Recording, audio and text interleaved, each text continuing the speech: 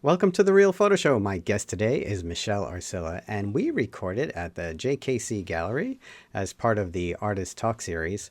Michelle is also an alum of the Chico Review, and we did a short recording at Chico Review, and it's a continuation of the work that we started to talk about there that we will be talking about today. Michelle is also a PhotoWorks Senior Fellow, and through, I think, the Chico Review and the Senior Fellowship and just this lifelong work that Michelle has been working on, she now has a book coming out, and we will be showing the work and the book in a spring show at the JKC Gallery. Speaking of which, at the gallery, we have a show up right now, Through Your Eyes in My Mind, curated by Julia Colonna, my often co-host on the show. That show, again, is up right now. There'll be a reception Tuesday, June 9th from 6 to 8 p.m. So if you're in the neighborhood, stop by. Hours and parking, all the information is there in the bio. I'm also doing a summer photo workshop at Trenton Hall. The gallery is part of it in that the students, the attendees, I should say, will have a show there at the end of the workshop.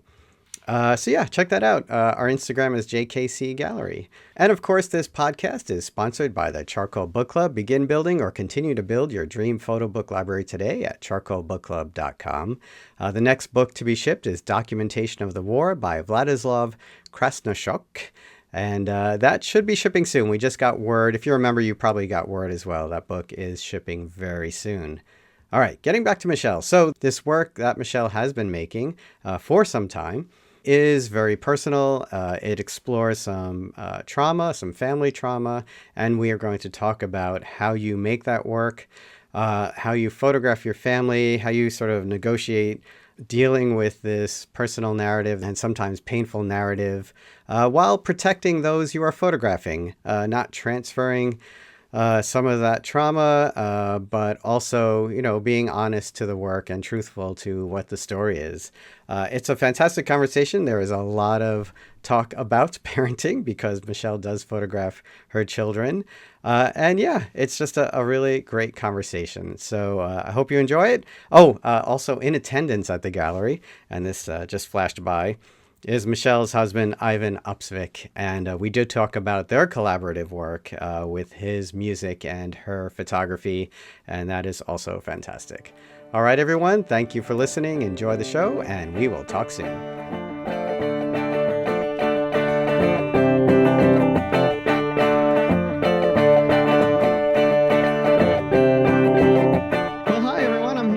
Michelle Arcila. Hi, Michelle. Hello. Yeah. And we're going to talk about Michelle and everything about her and her origin story and her work and everything else. But for those of you who are wondering, the images on the wall are not Michelle's. We're in the JKC Gallery, and there's a show up right now by Yevgeny Fix, Mercer's own Yevgeny Fix, who organized the Waylon Rudd collection. And that's what's on the wall. So we're going to just start with, Michelle, please just, tell us about yourself and how you get into photography and a little bit of the origin story. Sure. Thank you for inviting me. It's great to be here. So I started photography in high school. I was lucky enough, I went to Oceanside High School, which is the South Shore of Long Island.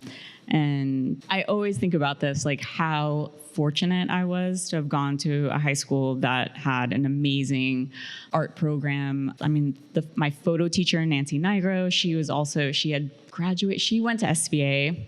And she was really young. Like, now that I think about it, I was in high school. I was like 14, looking at her, like thinking she's just like this, maybe like in her 40s. But I think she was like actually just 28. Like, she was just a kid, you know. But when you're 14, like anyone over 25 is like 40. And she was really passionate and would stay really late with us in the dark room. And it just all fell into place because I wasn't a good student. I mean, I wasn't a terrible student, but I struggled. And photography was this thing that kind of came easily for me, where I would start just submitting to different contests and student exhibitions and all of that. And like the doors were just opening up for me. And so it was like, I finally found my voice. I was like thinking a lot about this, like why photography? Why did I gravitate towards it? Why did I even decide to take it as an elective? And I think that, and it's probably the case for most photographers, I think a lot of us are kind of shy, quiet, probably, like struggle with public speaking or whatever. There's socializing, leaving the house or whatever. So I realized that like this was a really safe way or felt safe for me to express myself, because I didn't feel, I was just so shy. And I grew up in a home where it was like, you don't ask questions. Questions were seen as like you're being disrespectful or defiant. And I grew up in a single family household. Like my mom was a single mother and it was just me and her. But, like I give her grace because I'm like, I can't imagine what it was like for her as an immigrant. She came from Costa Rica, raising a daughter, and like she was 43 when she had me in 1980. So it was a different time. And so I'm sure she was under so much stress that I guess like she needed me to be quiet like most of the time. She needed things to be a little simpler in some ways. And just, do as I say and like just, So, then, from there, I decided to apply to go to school at SVA, and I was lucky enough to get a scholarship, which, again, another thing that just sort of fell into my lap because I don't know how else I would have been able to afford going to school if it hadn't been for that. And like, my teacher at the time, like at Nancy Nigro, was school, like, for high school, was like writing all the recommendation letters and really staying with me late so I can print the portfolio. And I remember the day I went in for the interview at SVA. I was there by myself with like my portfolio. Everyone else had parents with them. And I was just like, oh, like, am I doing this right? I don't even know. Like, I didn't prepare. It was like a whole new world that like I knew nothing about. And luckily the guy that interviewed me was like, did you apply for the scholarship? And I was like, no, because I need a letter. I thought I needed a letter from the superintendent of the school, of the high schools. And I was like, and he's actually like been out of town. Like I can't get, a letter. She was like, you have 3 recommendation letters. That's like more than enough. Like today's the final day, like leave your portfolio with me. And I'll make sure to submit it. And like that was like, I mean, it was nice to have that a little bit of support, right? Yeah, like people coming and it was kind of one of the like, it was just the photo world that I felt actually seen and felt taken care of in a way that I hadn't really experienced before that. Yeah, just a little side note. Yeah. I also started high school photography on Long Island and Comac North, which doesn't exist anymore now. It's a unified school. But Mr. James Hall, who was my photo teacher in high school, was the person who got me, really interested, not just in photography, but also like gave me this sort of tool that allowed me to go say hi to people and say, hey, I'm working for the yearbook and I take your photo and really sort of like get out of my shell a little bit and all. I did the yearbook photos too. And then all of a sudden all the wrestlers were like interested in talking to me because they wanted to make sure I got pictures of him in the yearbook, like good shots. And so it was kind of amazing because like I don't know. I mean, like it would have been really, I struggled with Long Island life and very hard to find other artistic kids. And, I mean, like I'm grateful that I grew up on Long Island when I did, because there was kind of that punk scene and house shows. So if you kind of like, looked for the right people, like you're able to find your crew, but it was tough, Oh, absolutely. Yeah. I think my crew was kind of misfits. It was like not sports, not like the cool kids, not maybe the smarter kids, but yeah. It was definitely misfits. Yeah. I was with the like smokers, you know, like that was the crew, kind of like aimless in a way, but it really was like having Nancy Nigro like come in and take over the photo department of the high school and like brought us all together, and like we finally kind of had purpose. Yeah. Then SVA. And then SVA. Yeah. And who was the chair then?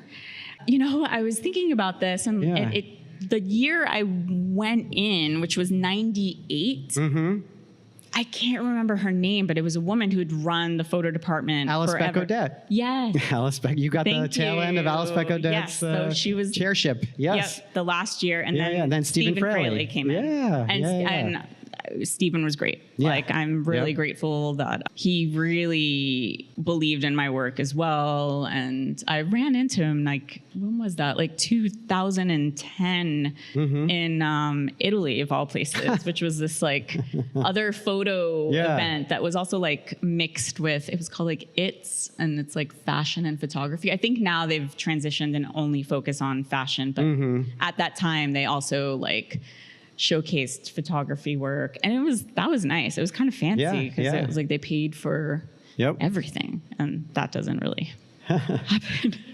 So you did all 4 years at SVA. I did all 4 years. Yeah. Were there particular mentors, instructors, teachers? Yeah. Dana Hoey. Oh, sure. Was amazing. So I had her, I think it was, I don't know, it wasn't my senior year. I think it was my junior year.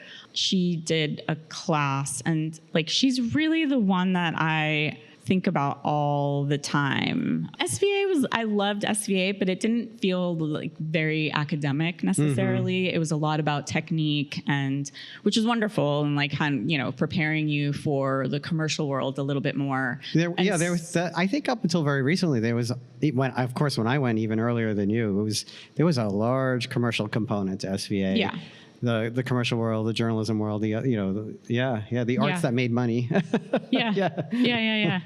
And then Jenny Williams, she actually passed away. I'm not sure like how, but she was amazing, and she even had would do a class in her home, which was like an epic apartment build. Like she had bought, these were the days when you can like do that, right? Yeah. Where they bought 2 apartments side by side, so like half of the or an old industrial loft, like the whole floor with columns. She had a dark room, and she would do like silver plate printing like in her home, and she would have some classes in her students. She was great. Yeah, no, and really more than anything was like the friendships I made at SVA that I'm still really, really close with so many people that I went to school with. Do you see the work that you made there as part of the work you're making now? It's so different. While I was at SVA, I was kind of more focused on photographing my family. Like I would go to Costa Rica every summer, basically, or sometimes during Christmas. That's where my mom's side of the family is. So most of the work was very kind of documentary, very wide angle, like so different from how I shoot now, which is so claustrophobic and tight. While I was SVA, it was like I wanted kind of everything in the room, where the person almost seemed kind of tiny in a way. And it's that democratic landscape idea, right? Yeah. And I've actually started looking back at that work and getting a lot of it like scanned, stuff that I'd ignored. And there's a quality to that I miss. Like I kind of wish, I don't know, there's sometimes I think I was almost like a better photographer back then, because there was like, I was free. There was just like, I didn't really know how to take photos really, I guess. And I kind of, that period where you're just doing it and not so worried about the way you're working, the style you're working, the identity of what you're working so much. Yeah. It just feels pure. And there's I'm in the moment kind of energy to the pictures that, it was just such different work, obviously, from what I'm doing now, that like I can't really like compare it. But like there's a part of me that's like, oh, I want to like find that I want to find that side of myself again and try to see like what happens like while mixing like how I shoot now with like how I shot back then. I don't know if it's possible, but but it's been really cool to look back on my archive. And, right. And then sort of what happens after SVA? Gosh, like working 3 jobs. And what kind of work? What kind of jobs? I did a few things. I even like worked at a lawyer's office, like a law firm, and literally just making photocopies and staring. Like it was this long hallway, and I was at the end of the hallway and just stood in front of a photocopy machine for 6 hours, and there was no art on the wall. It was just a beige wall that I would stare at in the city. And so that's what I did. And then after that got obviously really boring really fast. And then I was working at Anthropology for a while and just doing like visual sales. And then immediately after, like, I worked from 7 a.m. to 4, then went and worked at a smoothie shop after that from like 4:30 till 7 p.m. And then I was like babysitting at night for this really cool couple that the mom was a musician and she would just like go do gigs at night. So then I would babysit until like you were midnight. really doing the jobs that allowed you to also do your work. And then like weekends or Sundays or whatever, like whenever, I think it was actually Saturdays was the day I had off. And so it was kind of like, because I had to pay back like all the debt. And so, but I was always making work. And then like, I was still working at Anthropology when I met my husband. I still was working those 3 jobs. And then he hired me to do some like band photography. That's how we met. He's a musician, and music plays like a huge role in my life, in my like what inspires me. Yeah. I was like, the electricity went out. Just went out. Ivan, who is here, Ivan Opsik, your husband. Yeah. Ivan, wave your hands. It'll activate the lights. Oh, is that it? You have to like move? Wave them up in the air. The lights will go back on. There we go. Thank you. It's an interactive, participatory show. Yeah. So just start dancing in a minute. But like music is like always played a huge role in what inspires me with my work, and photographed a lot of musicians, done like a lot of like album cover art. As long as we're here, why don't you like? Yeah, so this is like the recent collaboration I did with just came out this Ivan. album. It just came out, and which is always like really fun. And I think this is where like SVA comes in, yes, like exactly. where like useful skills of like how do we make beautiful work that like also helps like sell product or art. Well, it's art and commerce. It's art collaboration. Yeah. And so we collaborated on another project where it's like he's playing solo, and we did an image for every song. So every song. This is called a Thousand Ancestors. 1,000 Ancestors. It actually was written up in the New York Times. Some years back. Yeah. As a collaboration. Yeah, when they had a music critic, which I don't think they have a music critic anymore. I don't know. Well, if you do, sorry. But talk about as long as we're on this. Talk about that project. I mean, this was like most of my work. It always feels like it comes out of like a fever dream, like when you work on something while like doing everything else in your life. I think this came out when our daughter was like 1. So we were working on this, while also like not sleeping because we had a newborn. And, so then the whole, all of the pictures are either in Costa Rica or in Norway. So my husband is Norwegian. And my family is Costa Rican. My dad's side is Colombian. Yeah, so we were just thinking about like the music is so atmospheric, and kind of like when you listen to it, before we even had a title, I kept thinking that it felt like we were conjuring our ancestors, which is also like a running theme for all of my work, is kind of like ancestral trauma. And I'm always thinking about like if these walls could talk, like all of that stuff is what interests me about just art in general and music. And so I think this was kind of like the first time that I very purposely thought about that and like what that means. And so, yeah, and we did a few shows where we would do like projections on a screen. We did like a short kind of film that goes with it. But yeah, no, and so that's a great lead in to talk about heritage and ancestral connections that you do employ in much of your work. And also, speaking of your work, and I'll start sharing on screen. We have a slideshow going, the work while we're talking, but this is a selection that you gave me, but if visiting your website, there are multiple projects and there's a kind of playfulness to some of them and a heaviness to others. And if you want to talk a little bit about that sort of balance between, how deep you get into some of the work and some of the work that involves your family life and your own ancestry. And then also when you decide you're going to do this work that's a little more kind of lighter, like torn paper and more colorful light objects, things like that. Yeah.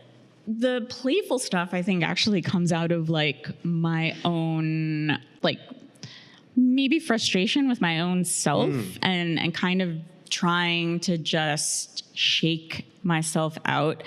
And then the like collage-y work, which I just titled like Bad Prints. And because I was really mad that like paper and ink is so expensive. And then like the printer will always just give you the hardest time at the when worst. You need it the most. At the worst possible time. And I was just getting really mad about throwing out all of this paper and ink.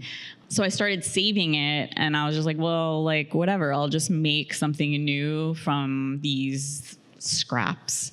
And, like that's the thing too, like where I'm really been thinking a lot about as well is like just getting back to that too. It's like playfulness and not taking yourself so seriously, and not everything has to be a masterpiece and not everything has to actually be very successful. Like just having a little bit of fun and not, all the, it's like, this is something I keep saying all the time. It's like nothing matters, everything matters. It's like, that's like always my state of mind in a way. And so I'm trying to like get back to that too, of not taking myself too serious, especially after like I'm currently like working on hopefully like having a book, fingers crossed, like 2027.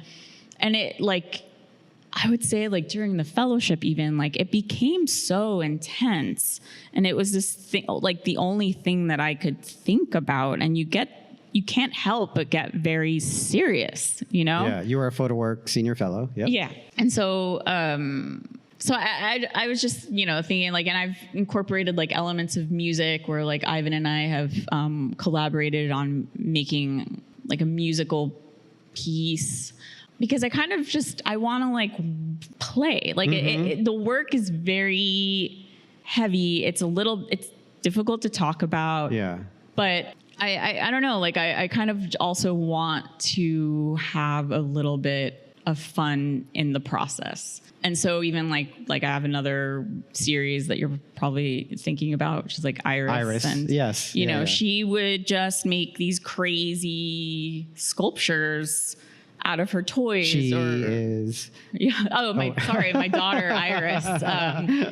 So she, I don't remember how old she was, maybe like 2 or 3 when she was making all of these like sculptures. And a lot of times like we weren't allowed to touch or move them because like in her mind these were like these masterpieces.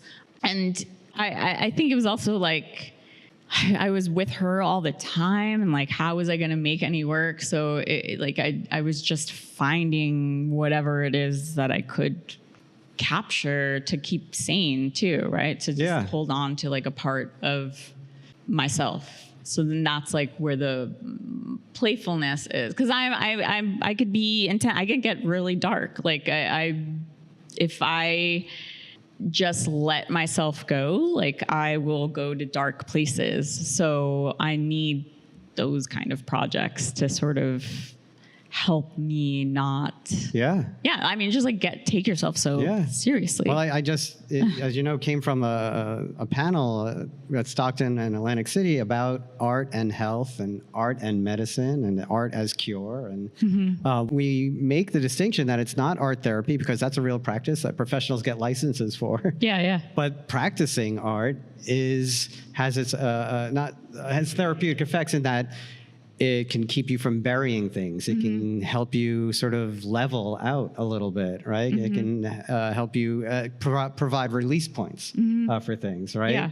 And so, that ability to sort of jump into something that is sort of dark for you, but then know that you need to find a release point and then make something else, even if it's just a distraction, is a really healthy way to approach it. Yeah, it's like I said, like, I mean, I think especially given like the political climate and everything going on in the world, even just like climate, all this stuff, like you think, oh, how silly am I to be like making art can feel so embarrassing sometimes, right? Because there are other people who are out there like actually saving lives or whatever, right? It could feel indulgent. It can feel really self-indulgent. It's also, we can feel very powerless, right? At the same time. Yeah. But then when I think about like how it offers community and it helps people feel seen and how important that is, like how I feel after seeing an amazing film, how I feel after an amazing show, whether that's like a play or music, reading a really good book, like it fuels you and inspires you to go out and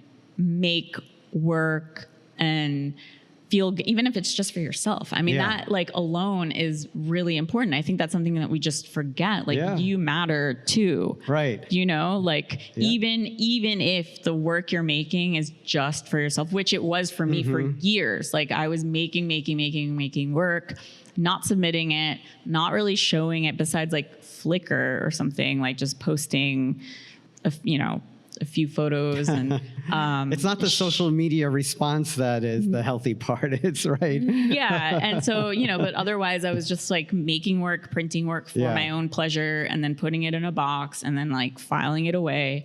But I couldn't help but do it. And it brought me joy. And, and it's just funny how we don't value that. Like half the time we feel like embarrassed for doing it, or unless you're, very well known and like incredibly successful, then, it could feel. So what you're talking about is like having this sort of self-doubt because while you might have community and good feedback and everything, there might not be these markers of success that you're experiencing. And that's one of the things that we've been talking about a lot, my students and I and everyone, like having to embrace and love the process. Otherwise, you're going to burn out because those rewards are few and far between. And so if you're not embracing what you're doing, then either you need to change how you're doing it or, really find something else that is a little more fulfilling, because it's the creative life and often is somewhat by choice, right? I mean,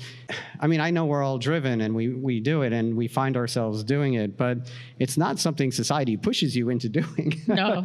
It's often the other way around. And It's funny though, because like I sort of feel like oddly like pushed by like, and it's gonna sound so corny, like so woo woo, but like, and it's annoying, but I don't have another way of explaining it. But it's like almost like it did feel, and maybe like because I'm prone to magical thinking, I don't know. Like you grow up reading Gabriel Garcia Marquez books and stuff, and just Latin American culture in general, like everything is magical. A butterfly shows up. It's not a butterfly. Right. It's your great grandmother, everything is transformative, everything, whatever. But like, it did feel at times like the universe was like pushing me towards this thing that I just can't imagine doing anything else. Even if I get very like dark about it, because I do get dark about it. Like I do about so many things, but I can't help but do it. Like No, it's just been my, like, I don't know, like, again, another like kind of corny, but it's been like my best buddy, like my best friend for years. Yeah, like, I that's mean, a good since way I'm to describe it. 14, Yeah. like my camera, when It's a remember, relationship. Like, it's Yes. a real relationship. Yeah. It's my first big, I mean, besides like Kurt Cobain, like, like the camera was my first great big love. And it was this amazing tool that I finally had a voice through, because I was like, when I'm saying quiet, like really quiet, like I didn't speak in class. I think for the first year in kindergarten, like they weren't even sure if I knew how to speak, or they thought that I didn't understand English, because Spanish was my first language, because that's what I grew up speaking to my mother. She didn't really speak too much, or she's okay-ish now, but like we only speak Spanish to one another.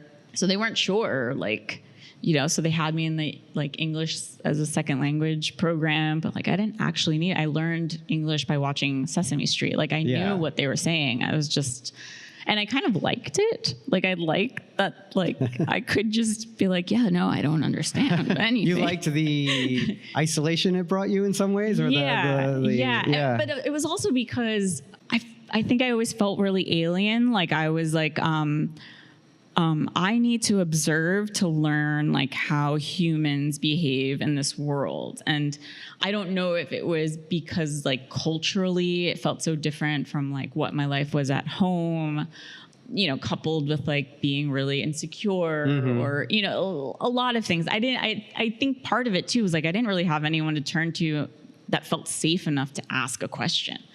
To be like, I'm curious about this thing that I don't understand. Like, can you help me find an answer or figure this out?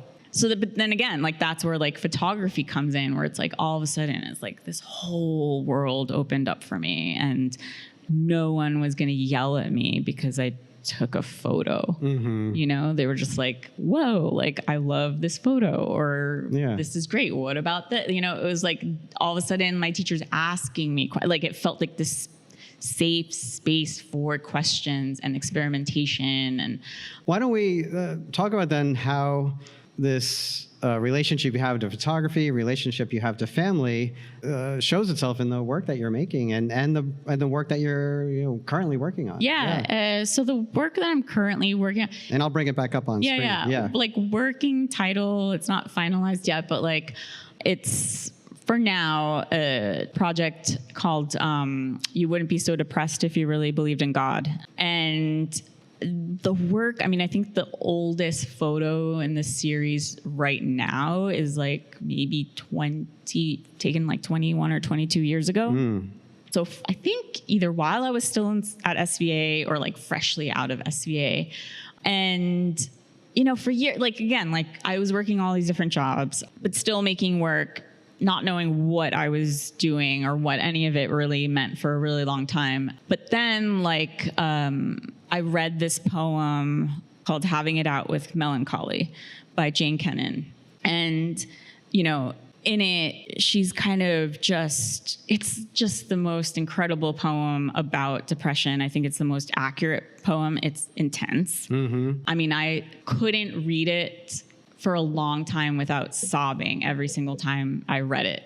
But it was like, it goes into like how little things, just like beads, would make her cry, like just objects, these inanimate objects. And this is the poem you sent me, and broken into chapters from the nursery, bottles, suggestion from a friend, often, once there was light, in and out, pardon, and credo, wood thrush. And it's people should check it out. It's too long to, and I don't know if I have permission to read it. And but yes, and Hanging It Out with Melancholy, Jane Kennan.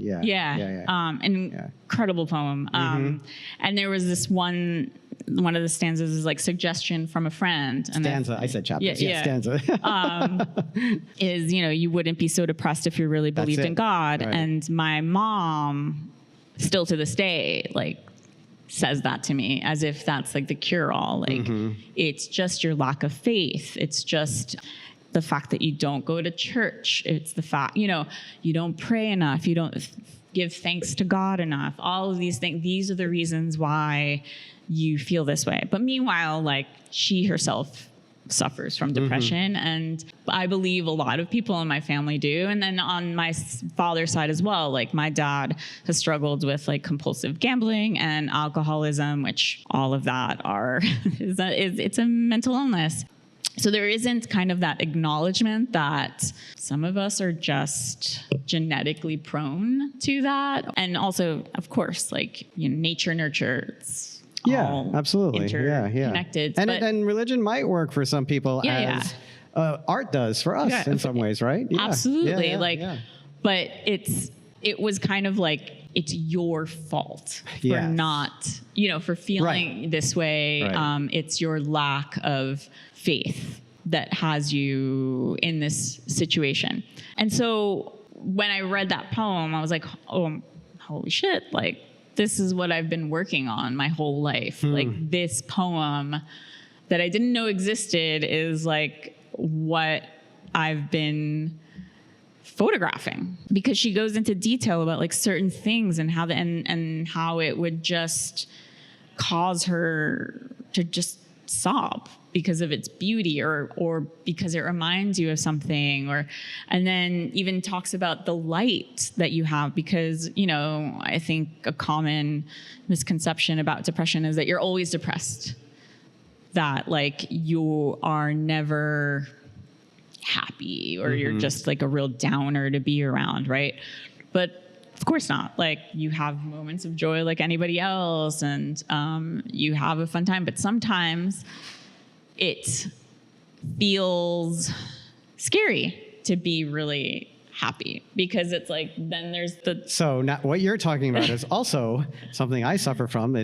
For me, it's more of an Irish Catholic guilt. If you're too happy, then the other shoe's going to drop. Yes. Well, what's coming around the corner? Yeah. Like, don't be too happy. But, it also, like, this is also where it comes into, like, not only is there that, I'm not Irish, but there's so much, it's just plenty Catholic of shared guilt. That, this is something that, like, I've recently come to like realize too, is that I think I was also like trained to be afraid of joy. Yeah, same thing, like what you're saying. It's like my mom, I realized there was a pattern. Like, when I was really happy about something that was something that I accomplished for myself, that's when she'd be the meanest. Like, so I realized that I've been downplaying any like good news or, for lack of a better word, like blessings in my life. I would be afraid to like feel really excited about. Oh yeah. Because everyone's going to hate me, or no one's going to actually be happy for me, because it always felt like the people that were supposed to be really happy for me weren't when I felt joy. But like, if I was kind of upset about something, that my mom was kind of like nicer. Sometimes, not always, but this is something that like, the sympathy was easier than the congratulations in some ways, or the bonding over stress or bonding over failure was easier maybe. Maybe sometimes it felt like maybe my joy was somewhat threatening, because maybe it meant that I was finding my own way and she was losing me. Yeah. Often for me, it was if I was happy about something I accomplished, it was, you could do better. Yeah. Or, they're like, do you think you're better than me? Like that, like a little bit of that too, I think. But in terms of handling these things visually through photography, how is it sort of sharing this work, and how much do you sort of tie it all together publicly, or how will you tie it all together? Yeah, that's like, I've definitely struggled with like the 2-minute, elevator pitch. Because the work really like encompasses so much, where yes, it's about motherhood, but not in the way that maybe a lot of people think. Yes, it's about mental illness, but it's also about like ancestral trauma and family lore, all the stories that you've heard that like, is that true? Is that not true?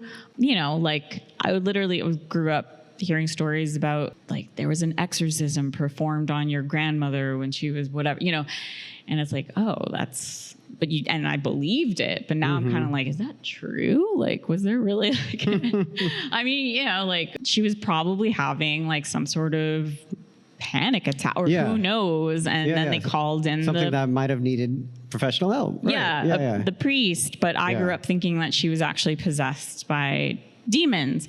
So like, there's that thread. And then like in the work, I photograph my children, but I don't always think of them as portraits of my children. I sometimes even see them as like a self-portrait, like they're almost stand-ins for me at their age. So it's almost, there's a few images that are staged with Iris, a little bit with Alma, maybe not so much.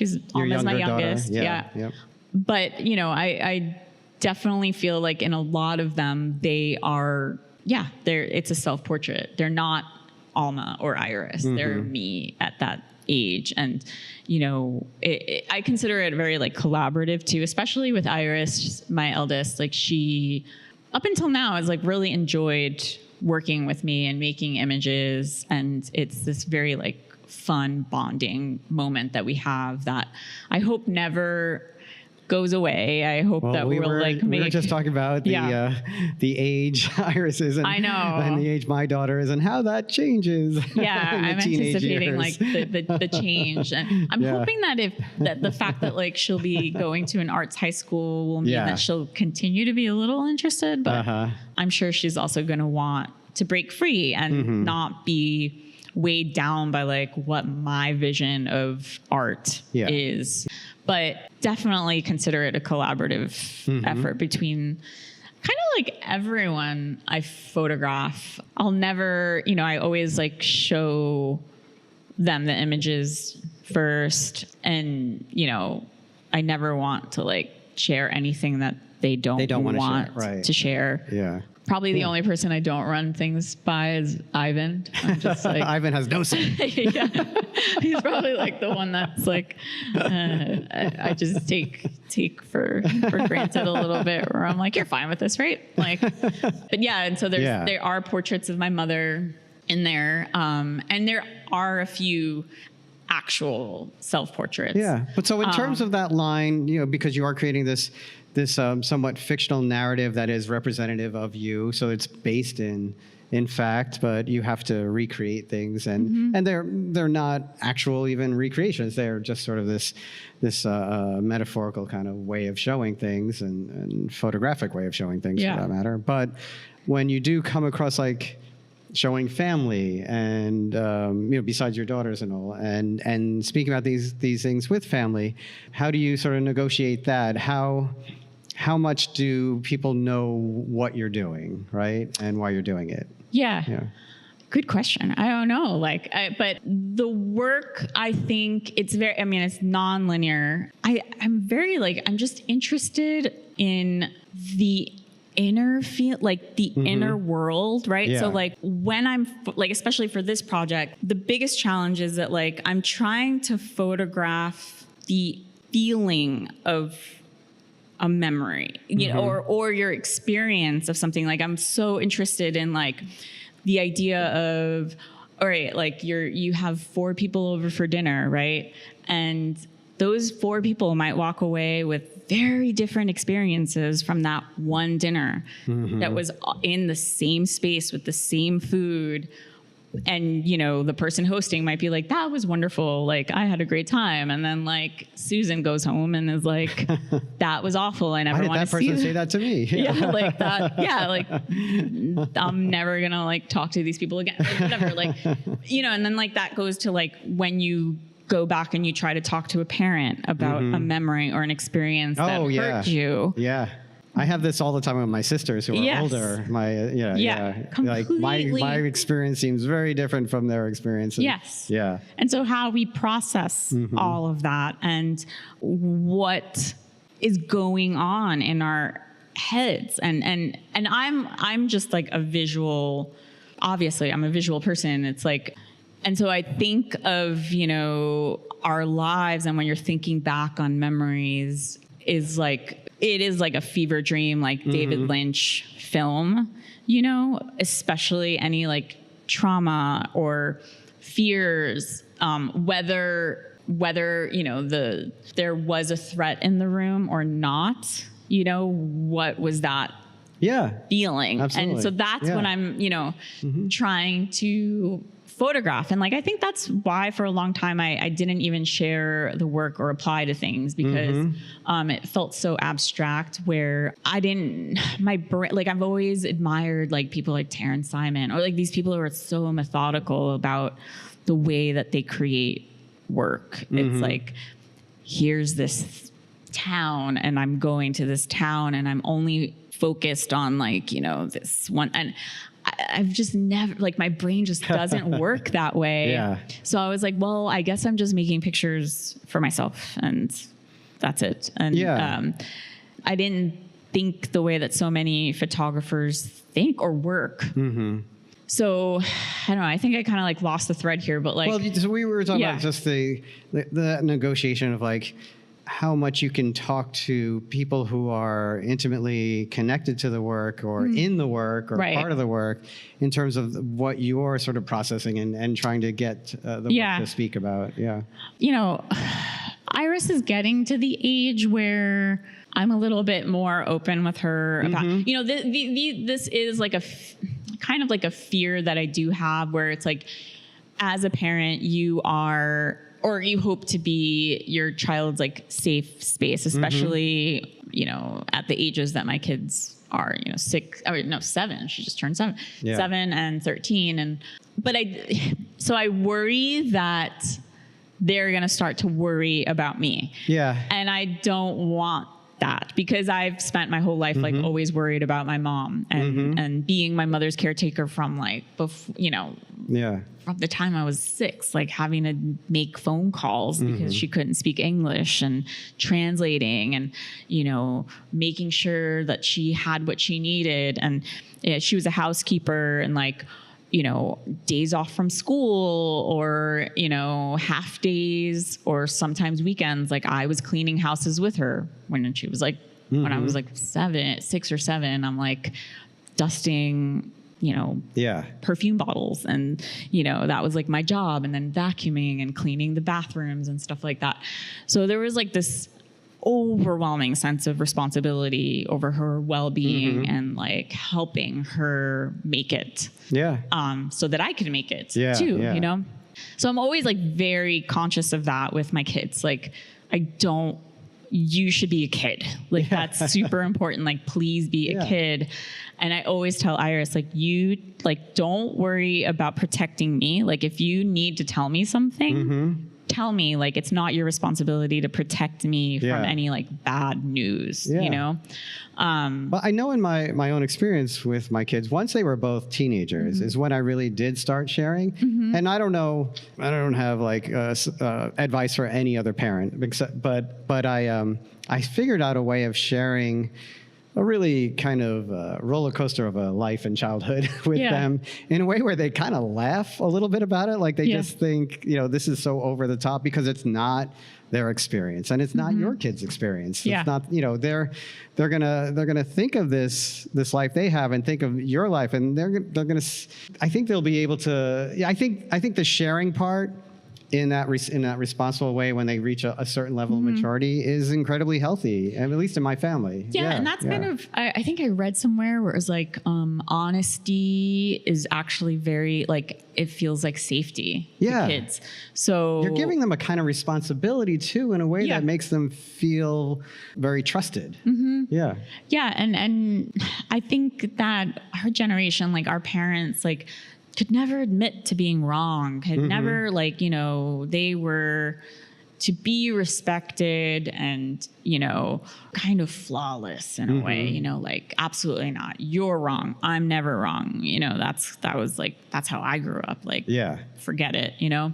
So, you know, like, I struggle with what I mean, like Iris has seen it, and Alma like is funny. Like she was, when she would see me with all the little like 4x6 printouts, and when I was trying to figure out like a sequence and all of that, like she came in and she was like, I think you need, and like she had her own opinions about it. So it's like we made it like a playful thing where it was like, and I'm listening to her, I'm like, yeah, that's a great idea. You're right. All the plants should stay together.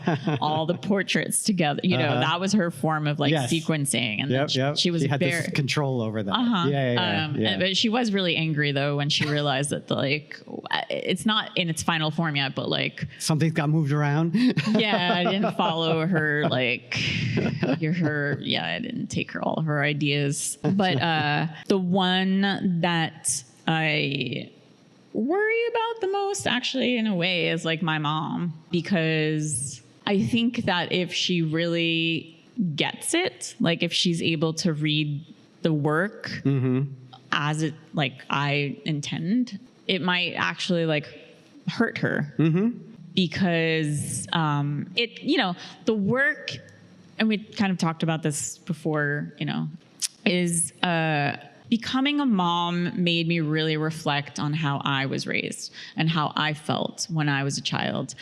And it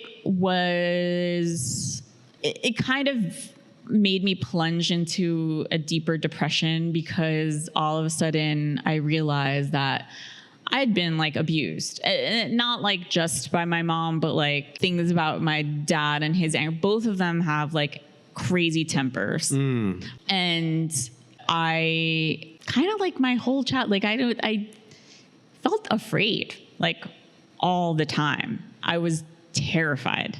And it wasn't like it wasn't like necessarily a very violent household. It was just very volatile. And my mom would get mad at me for who knows what and give me the silent treatment for days, and we were just the two of us. And that causes so much insecurity in your own actions, right? And loss of confidence. And and I would be like, are you like, what's for dinner? Or what am I, or can I help? And like silence, And I clicked where I was like, I would never do that to my kids.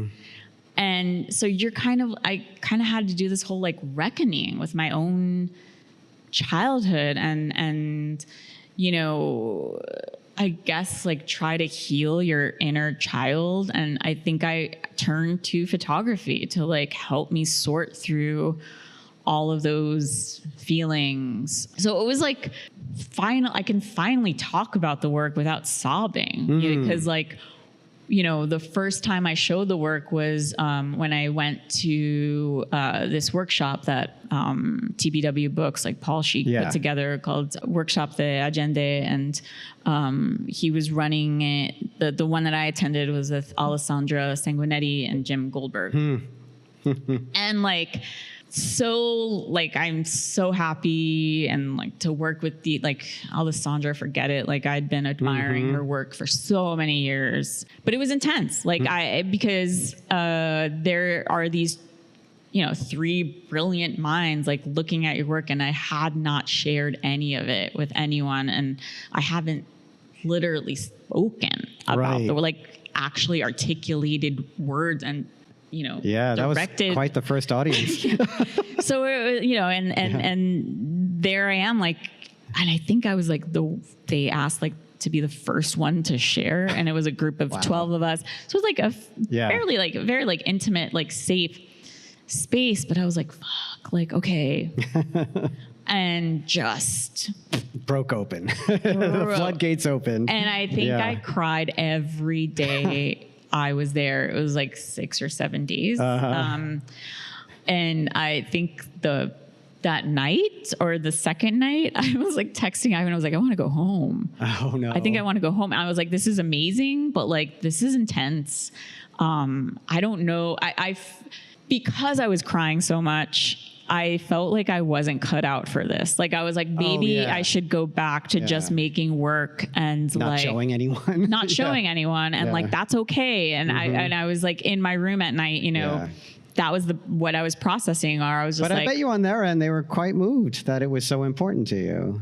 Yeah, right? I mean, like Paul I think the last day I was like, oh man, like I didn't mean to do that much crying. And all fair, like a lot of us cry, I mean, reviews are intense and you are, wearing your heart on your sleeve. I mean, you're like, you feel like just putting naked, yourself out there completely. Yeah. And it's, meaningful to you. And and at that point I was like, my life's work, and I'm just like throwing it out there. And Paul said, like, no, I kind of like when people cry because it means it really means something to them. Like it's not nothing,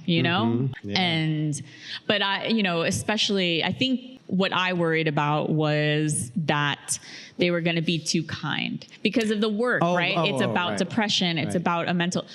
So you worry about people coddling you or that they have to kind of like treat you like a delicate flower. And it's like, no, it's not that. It's just that it's a release. By the way, you were with pros. They, now. No, but I was worried that they were going to try to be too nice and I wanted honesty, and they were. I mean, it was fantastic. I mean, I am so happy I did that because I think it really changed course for me because I realized like I couldn't, you're not an island. Like you need community. Completely. You need to put yourself out there. And these are relationships that you'll have for a lifetime, really. Like you really connect to a lot of the people that attend these workshops. And so it was like a really valuable experience. And I learned so much, and I knew like, okay, what's working, what's not working, and what should I think about moving forward. Well, along those lines of moving forward, in our last few minutes here, you've now been putting yourself out there again, trying to land a book deal and all, and without naming names, how has that experience been? Like it sort of feels like speed dating, not speed dating, but like you're on the dating scene again because you're kind of like, hey, I like you. Do you like me? No, okay, like. Oh, okay. Yeah. No, I mean not like I didn't mean like that. Like it's fine, I get it.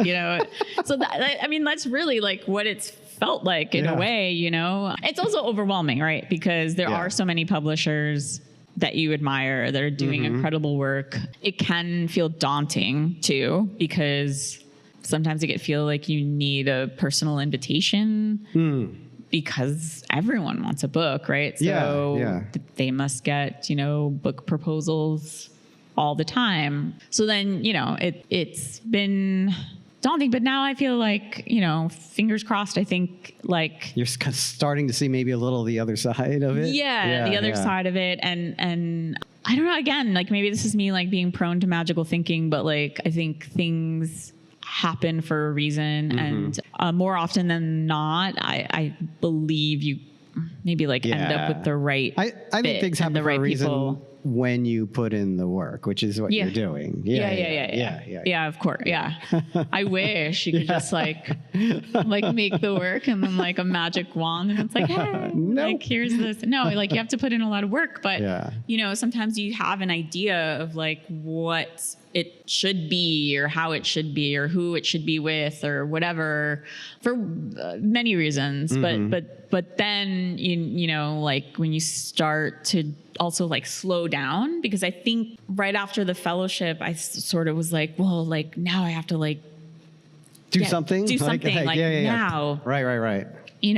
That then it felt like very, but then like the moment I was like, just take a breath and you'll figure it out. Like, I mean, if you do the work, people hear about what you're creating and will express interest. Also where the too. Community comes back into it. Like you're finding support from other people because they like what you do and you like what they do, or at least respect what each other's doing or the work ethic or the whatever the process is, right? And that's when those connections really start to help, because someone can mention someone to someone, and or someone might be looking at your work and someone comes along and says, oh, I know that person. I've seen that person present or talk or be in a workshop and all.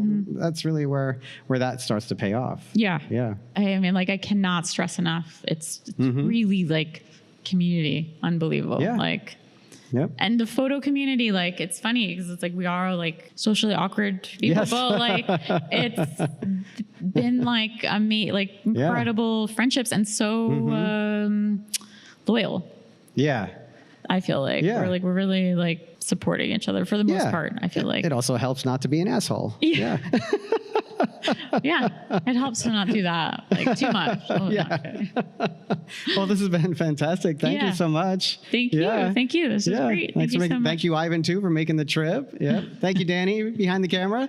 All right. Bye, everyone.